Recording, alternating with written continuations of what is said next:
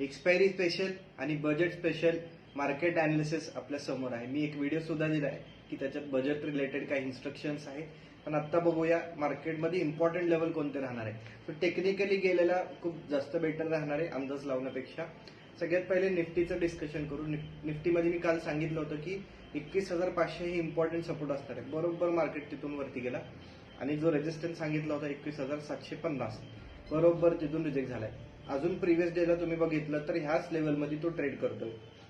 उद्या जर हे लेवल्स ब्रेक होतात आहे म्हणजे आता मार्केटनी क्लोजिंग दिलं 21,750, मार्केट जर तो ब्रेक करतोय तर अपर लेवलला जाऊ शकतो. मार्केट इथून अजून वरच्या साईडला ट्रेड करू शकतो. बट रिजेक्ट होतोय तर परत 21,500 पर्यंत येऊ शकतो. बँक निफ्टीमध्ये 45,000 हे 45,000चा एक इम्पॉर्टंट सपोर्ट होता.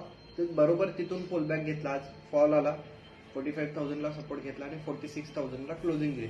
स्ट्रेंथ दिसलाय मार्केटमध्ये, अपमूव्ह आलाय. जर 46,000 ब्रेक करतोय तर अजून अपर लेवलला आपल्याला बघायला भेटू शकतं बँक निफ्टी. बट 46,000ला रिजेक्ट करतोय तर परत डाऊन साईडला मुवमेंट बघायला. लेवल्स मार्क करून घ्या आणि त्याच्या अकॉर्डिंग ट्रेड करा.